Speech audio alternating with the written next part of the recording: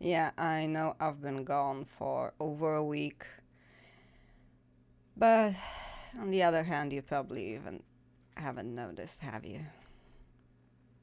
Anyway, I'm not gonna do the news this time. I'd like to talk about a movie. It's a movie called Zootopia, and it's by Disney.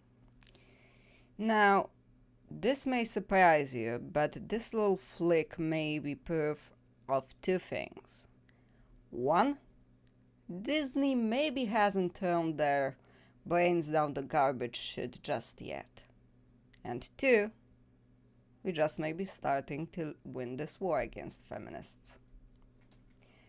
Now, this little seemingly innocent animation about an animal city is one of my favorite things.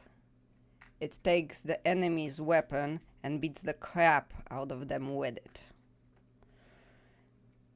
Well, thing is, and I'm warning you, if you don't like spoilers, sure. Because this is gonna be an analysis and it's gonna be spoiler full from beginning to end. You've been warned. Now, we start off in the middle of a farming bumfuck nowhere, where we are introduced to the main protagonist, a little female bunny by the homely name of Judy Hopps. Now, she dreams of becoming one day a cop in the city of Zootopia, where all animals live in harmony, whether they predator or prey species. We meet Hopps as she's starring in what seems to be a community play talent show thing. And this play is of her authorship.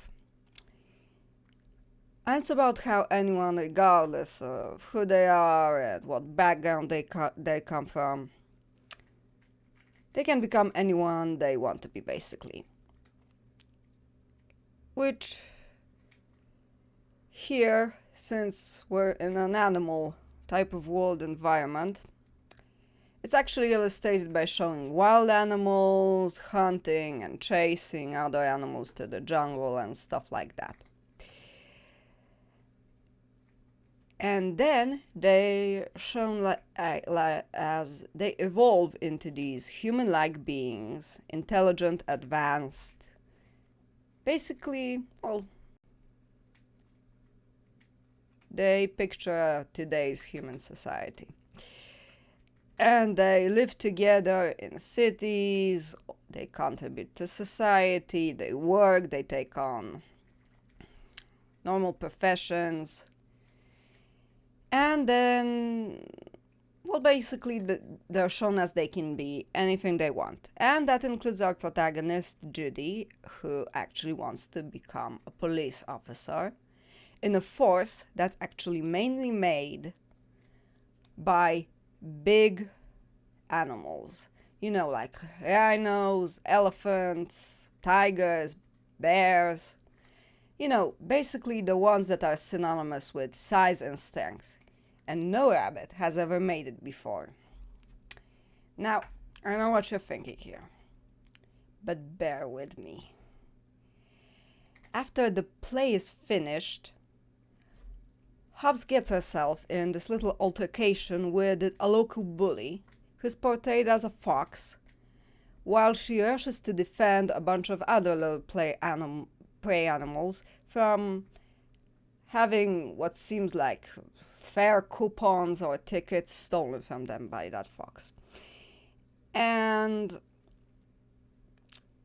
she loses that altercation. She loses it, she gets her ass handed to her, even though she actually manages to play a quick sleight of hand, recovering the stolen tickets and giving them back to the other kids. Now, this doesn't actually dissuade her from becoming a cop. She's stubborn, and she's going to do it. And then we see her enlisting in the academy. And to be honest, at this point, I actually thought we are going to go down the social justice garbage road with this movie. And I'm pleased to say I was wrong. we see as the bunny at the beginning of her training, she fails miserably. She's unable to keep up with the other cadets, all who are representatives of the big species. Even her instructor, a woman, and kudos to you, Disney, here, because it was a smart move to avoid any whining about misogyny. She's not cutting her any slack either. She's calling her names, she's telling her to drop out, she's telling her she can't make it, and she should just give up. And I think at this point we can all feel that little chill coming down our spine, and we already see that the bunny is going to start screaming rodent discrimination, and of course whine on social media. I admit I didn't expect to see what happened next. During a montage, we actually see Hopps working harder. She's exercising more, she's studying more. Instead of whining, she puts her energy into working harder to fulfill the requirements set before her. She doesn't try to change them, she works. With the time passing by, she actually learns to play to her natural strengths, to complete the physical exam she failed at miserably before. She can't climb the obstacles, but she can sure hop over them. And at the end, when, thanks to putting actual work and commitment into her training, we see actually her instructor smiling at her with pride.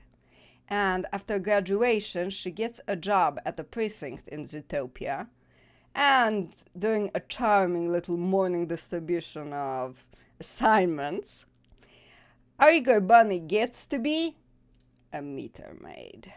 Oh yeah, basically what can be considered the shittiest work. Well, given how ambitious she is and how disappointed she is in getting such a, well, as I said, shitty task, you think she's going to yell, Nope. No. She doesn't. She actually decides that she's going to work her way from the bottom, and she decides to be the best and most efficient meter maid in the world. No kidding. She does that. Now, during one day, handing out parking tickets, Hopps meets a fox by the name of Nick Wilde, who she is immediately suspicious of. Now, as unfair as it may be, it does make sense she was made by a bully fox as a child. And the amount of reasonable, and I stress reasonable, wariness she has is presented as no different as the amount of wariness any person would actually feel, well, for example, to a group of bald-headed hooligans in sweatpants after, well, being mugged by such individuals in the past. And the thing is, she actually tries to stay open-minded. Just, it gets the better of her.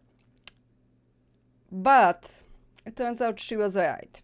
Her original suspicion was correct when she actually discovers that Nick is a con artist working with a small fox posing as his son, who identifies as an elephant and wears a costume of one, and it actually turns out to be a full-grown, bad-attitude fennec. With a voice, you'd actually see someone who looks like Mr. T talking with. See where I'm going with this? You see the whole identifying and exploitation of it. Now, later on, we see Hopps actually finally getting the shot at the big game when she's given an assignment of finding a missing otter. One of 14 other animals that actually have gone missing in the city without a trace. And by the way, they are all predator species, and they're all males. It will matter later. Now, to necessity, Hopps finds herself enlisting the help of Nick, the cunning and street-savvy fox, in order to find the missing otter.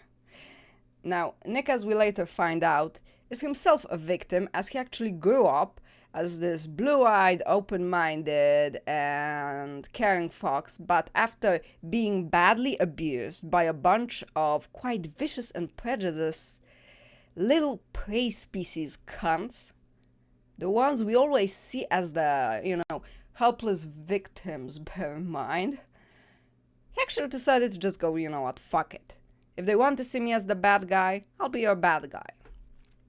Of course, Nick isn't really a bad guy, which we actually see more and more as we get to the movie, and his history of being a con artist is actually limited to, conning free ice cream and tax evasion. Now, none of those are good, okay? However, they're not exactly hanging offenses. And he actually fully uses the chance for redemption he is given during the film, so it's okay. Now, a few classic movie references later, a crazy car chase, a few plot twists, we find out the missing animals were actually quarantined by the mayor after going wild. In this case, turning into, their primitive, aggressive selves, running around and attacking everyone. And after uncovering it, our bunny makes the slip up during a TV press conference that she doesn't know what made them become. After asked by the reporters if she knows why they behave this way, she actually does this kind of slip up and says that maybe it's something in their nature, in their biology. Remember when I told you to keep in mind these all abducted animals were predator species and male? Yup. Does that comment now sound familiar?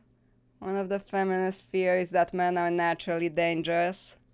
Ring a bell? Yeah. However, as it turns out later, the animals haven't gone wild. Instead, they just went berserk after being hit with a plant-based drug that caused, rabies-like aggression in them. And the whole thing was a master plan created by the mayor's puffy-haired, thick-rim glasses-wearing female ship assistant. Okay. Now, she cooked up all of this to discredit the predator species, get them contained or eliminated. So where have I heard that one before? Julie Bindle. Because she doesn't like them. And she wants prey species to take over and rule the world. Now, this gets exposed to an inventive con by Hopps and Nick, which they come up with and execute as both partners and friends. The whole thing ends with Sheepy getting arrested, the plan being publicly exposed, the predators are no longer feared, Nick enlists in the police academy, and later joins the force. And we finish with a big Shakira Gazelle concert. And we end up then with the movie making the same point Bunny Hopps tried to make years ago in that play she wrote for the talent show. No one is predetermined by being born as one thing or another. We're all individuals responsible for our own choices. Our past thousands of years ago doesn't make the evolved people we are now. The argument, this whole argument that you're this and that white male, and therefore you're biologically evil, is bullshit. And indeed, no matter who you are, you can be whoever you want to be. If, and only if, you work hard enough to fulfill the preset requirements that are identical for everyone, never to demanding special treatment. Nicely done, Disney. Really, nicely done.